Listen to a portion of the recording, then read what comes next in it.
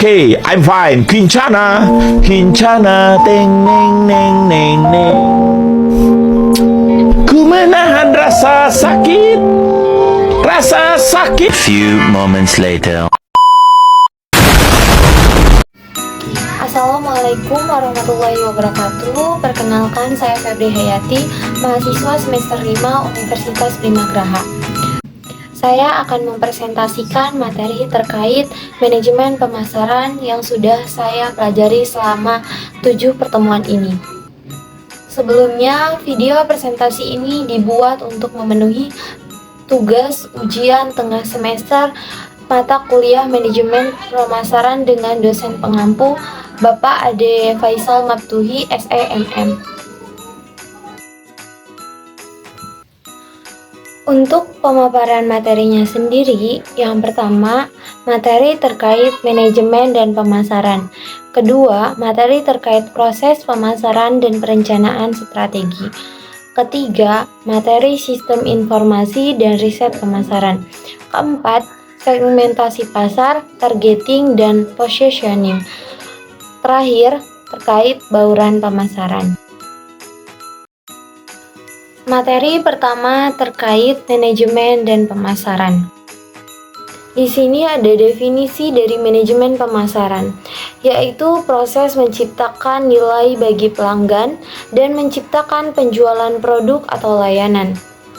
Menurut para ahli, di sini menurut Sofyan Asuri menjelaskan bahwa manajemen pemasaran sebagai kegiatan program untuk mencapai keuntungan jangka panjang. Slide selanjutnya yaitu fungsi dari manajemen pemasaran. Pertama, analisis pasar untuk memahami peluang dan ancaman.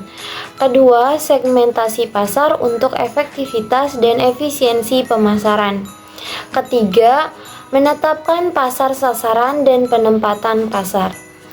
Keempat, perencanaan pemasaran untuk mencapai tujuan perusahaan dan bidang pemasaran khususnya. Slide selanjutnya membahas terkait tujuan manajemen pemasaran. Yang pertama, untuk menciptakan permintaan melalui pemahaman selera pelanggan. Kedua, menciptakan keuntungan sebagai hasil dari penjualan produk atau jasa. Ketiga, dapat menciptakan pelanggan baru dengan mengeksplorasi kebutuhan pelanggan. Keempat, memuaskan pelanggan untuk mempertahankan pendapat dan citra positif. Dan yang terakhir, untuk membangun citra produk yang baik di masyarakat. Konsep inti dari pemasaran. Yang pertama, dimulai dari kebutuhan, keinginan, dan juga permintaan.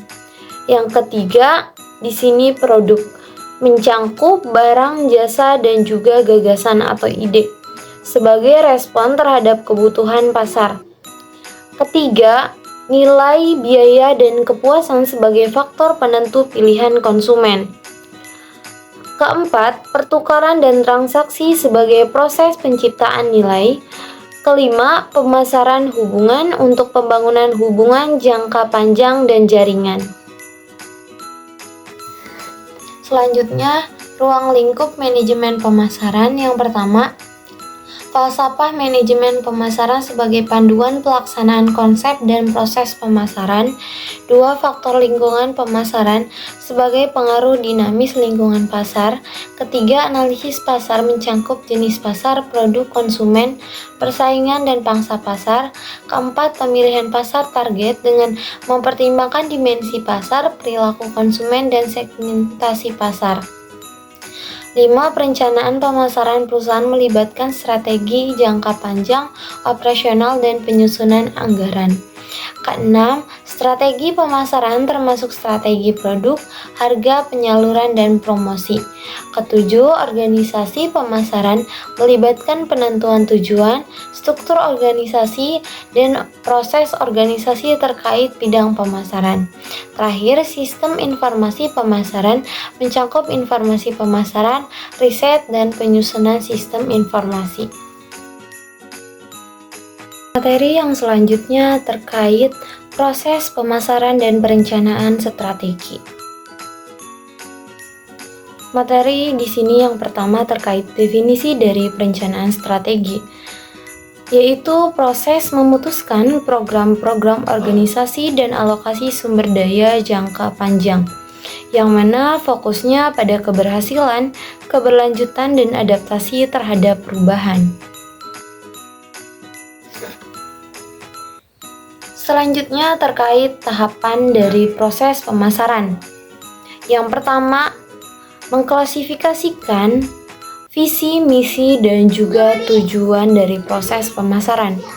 Kedua, melakukan pengembangan strategi penentuan posisi. Yang ketiga, pembuatan rencana pemasaran. Keempat, penentuan strategi pemasaran yang optimal, implementasi rencana pemasaran, dan yang terakhir, melakukan evaluasi hasil dan juga penyesuaiannya.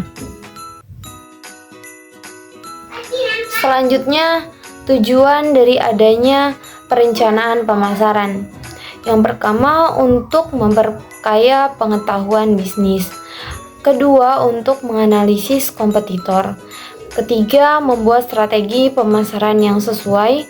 Keempat, meningkatkan brand awareness. Kelima, untuk meningkatkan penjualan secara signifikan. Materi selanjutnya terkait konsep pelaksanaan kegiatan. Yang pertama ada konsep produksi. Konsep produksi berpendapat bahwa konsumen akan menyukai produk yang tersedia di mana-mana dengan harga yang murah. Kemudian konsep produk, di mana konsep produk mengatakan bahwa konsumen akan menyukai produk yang menawarkan mutu, performansi, dan ciri-ciri yang terbaik. 3. Konsep penjualan. Konsep penjualan mengatakan bahwa konsumen dengan diberikan begitu saja, organisasi harus melaksanakan upaya penjualan dan promosi yang agresif. Keempat, konsep pemasaran, yaitu konsep yang mengatakan bahwa kunci untuk mencapai tujuan organisasi terdiri dari penentuan kebutuhan dan keinginan pasar sasaran serta memberikan kepuasan yang diharapkan secara lebih efektif dan efisien dibandingkan para pesaing. Kelima, konsep pemasaran sosial, yang mana konsep ini berpendapat bahwa tugas organisasi adalah menentukan kebutuhan, keinginan, dan kepentingan pasar sasaran serta memberikan kepuasan yang efektif yang diharapkan dengan cara yang lebih efisien. Yang terakhir, konsep pemasaran global, yaitu manajemen eksekutif berupaya memahami semua faktor-faktor lingkungan yang mempengaruhi pemasaran. Selanjutnya yaitu manfaat dari adanya perencanaan strategi. Yang pertama, untuk meningkatkan komunikasi antara manajemen dan karyawan. Kedua, untuk merumuskan strategi yang lebih baik secara sistematis. Ketiga, untuk pemberdayaan individu dalam organisasi. Yang keempat, untuk mendorong manajemen agar berpikir ke depan. Yang terakhir, koordinasi yang lebih baik dan standar kinerja yang jelas. Materi yang selanjutnya terkait sistem informasi dan riset pemasaran. Definisi dari sistem informasi pemasaran adalah gabungan orang, peralatan, dan prosedur untuk mengumpulkan, menganalisis, dan mendistribusikan informasi tepat waktu, mendukung pengambilan keputusan dalam manajemen pemasaran. Materi selanjutnya terkait jenis sistem informasi. Yang pertama, marketing intelligence, yaitu menganalisis perilaku dan sikap pasar. Kedua, internal marketing information, yaitu menganalisis data internal perusahaan. Dan yang terakhir, marketing communication, yaitu proses komunikasi perusahaan pada pasar. Selanjutnya, riset pemasaran. Riset pemasaran adalah upaya identifikasi objektif dan sistematis, mengumpulkan, menganalisis, serta menyusun informasi untuk pengambilan keputusan. Selanjutnya, ruang lingkup riset pemasaran.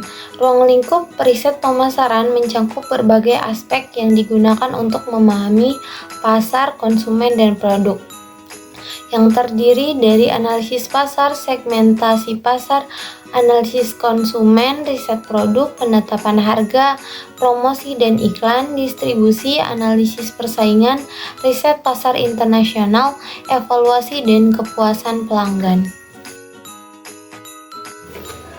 Tujuan sistem informasi dan riset pemasaran. Yang pertama, sistem informasi bertujuan untuk mengumpulkan data pasar, pelanggan, pesaing untuk mendukung keputusan bisnis.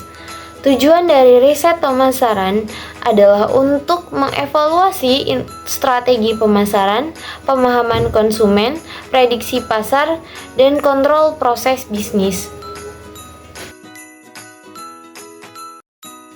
Selanjutnya, langkah-langkah dasar melakukan riset pemasaran. Yang pertama, rumusan masalah, yaitu dengan menetapkan tujuan riset. Kedua, desain riset pemasaran untuk menetapkan prosedur riset. Ketiga, rancang metode pengumpulan data. Ini bisa menentukan jenis datanya, sekunder atau primer. Keempat, ambil sampel dan kumpulkan data. Bisa menggunakan metode probabilitas atau non-probabilitas. Kelima, analisis dan interpretasi data, yaitu memproses data untuk disimpulkan. Yang terakhir, susun laporan riset dengan hasil penelitian berupa rekomendasi evaluasi strategi berikutnya. Selanjutnya yaitu metode riset pemasaran yang dibagi menjadi 4. Yang pertama ada kuesioner, yaitu pernyataan formulir sesuai sampel riset. Kedua, metode riset grup, yaitu diskusi kelompok dengan keterkaitan yang sama. Ketiga, survei, yaitu pengamatan acak untuk gambaran umum. Dan yang terakhir, observasi, yaitu deskriptif, mengamati kejadian sebab akibat.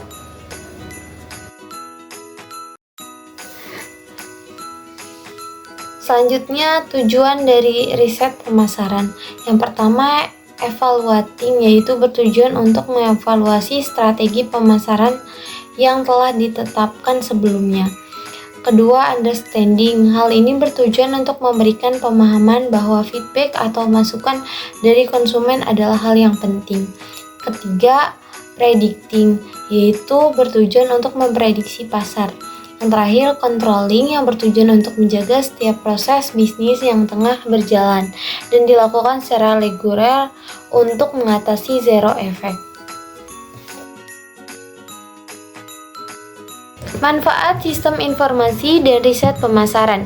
Manfaat dari sistem informasi yaitu untuk mengetahui kebutuhan pelanggan, perencanaan strategi, dan mengidentifikasi pesaing.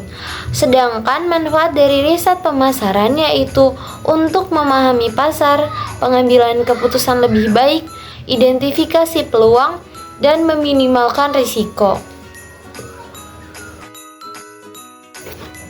Materi selanjutnya terkait segmentasi pasar, targeting, dan positioning. Segmentasi pasar diartikan sebagai pengelompokan pasar untuk fokus sumber daya. Targeting sendiri yaitu untuk menentukan pasar sasaran berdasarkan karakteristik konsumen, dan positioning sendiri diartikan sebagai menjelaskan posisi produk dan keunggulannya. Manfaat dari segmentasi pasar di sini ada 3. Yang pertama, identifikasi peluang produk baru. Maksudnya di sini untuk menemukan segmentasi pasar dengan kebutuhan spesifik. Kedua, desain program pemasaran efektif, yaitu meraih kelompok pasar yang homogen. Ketiga, yaitu pengembangan strategi pengalokasian sumber, yaitu investasi pada segmen pasar spesifik. Materi selanjutnya terkait faktor dalam targeting. Yang pertama ada masa market strategi. Materi selanjutnya faktor dalam targeting. Yang pertama ada masa market strategi, maksudnya memasuki pasar massa dengan produk tunggal. Kedua, niche market strategi, maksudnya menghindari pesaing langsung dengan fokus pada segmen kecil. Yang ketiga, concentrate marketing, yaitu pertumbuhan pasar dengan menghindari konfrontasi langsung. Selanjutnya, langkah-langkah dalam positioning. Yang pertama, melakukan kajian terhadap konsumen. Maksudnya, menyajikan nilai yang dapat mempengaruhi keputusan pembeli. Kedua, ada kajian terhadap kapabilitas perusahaan. Artinya, pemosisian mencerminkan kekuatan dan keunggulan dari perusahaan. Ketiga, kajian terhadap pesaing, maksudnya memiliki karakteristik unik untuk membedakan dari pesaing. Terakhir, kajian terhadap perubahan lingkungan bisnis, artinya responsif, konsisten, dan citra yang kuat di benak konsumen. Selanjutnya, pembahasan terakhir terkait bauran pemasaran atau marketing mix. Selanjutnya, bauran pemasaran atau marketing mix dapat didefinisikan sebagai variabel-variabel atau kegiatan inti dalam sistem pemasaran. Strategi dalam bauran produk ada yang menggunakan model 4P dan juga 7P. Untuk yang 4P, yang pertama itu produk adalah tawaran perusahaan kepada pelanggan. Yang kedua ada price atau harga, yaitu biaya produk atau layanan. Place atau tempat, yaitu lokasi produk atau layanan. Dan yang terakhir promotion atau promosi, yaitu cara menyampaikan informasi kepada pelanggan. Sedangkan untuk 7P ada tambahan dari people, process, dan physical advance. Yang pertama tambahannya yaitu people, itu orang-orang yang terlibat dalam memberikan produk atau layanan. Proses yaitu proses produksi, pengiriman, dan layanan kepada pelanggan. Dan yang terakhir physical advance, yaitu bukti fisik produk atau layanan. Dan biasanya yang 7P ini digunakan untuk produk jasa. Kenapa sih penting marketing dalam pengembangan strategi? Yang pertama, agar dapat memahami kebutuhan pelanggan, untuk pengembangan produk yang sesuai, untuk menciptakan nilai dan membedakan dari pesaing. Dan yang terakhir, peran kunci dalam pertumbuhan bisnis dan hubungan jangka panjang. Terakhir di sini ada studi kasus tentang ponsel pintar. Terakhir di sini ada studi kasus yang diambil dari ponsel pintar.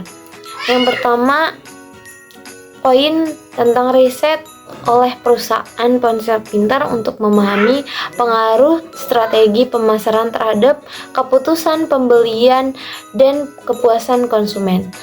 Metode melibatkan survei, analisis media sosial, dan wawancara kepada pelanggan.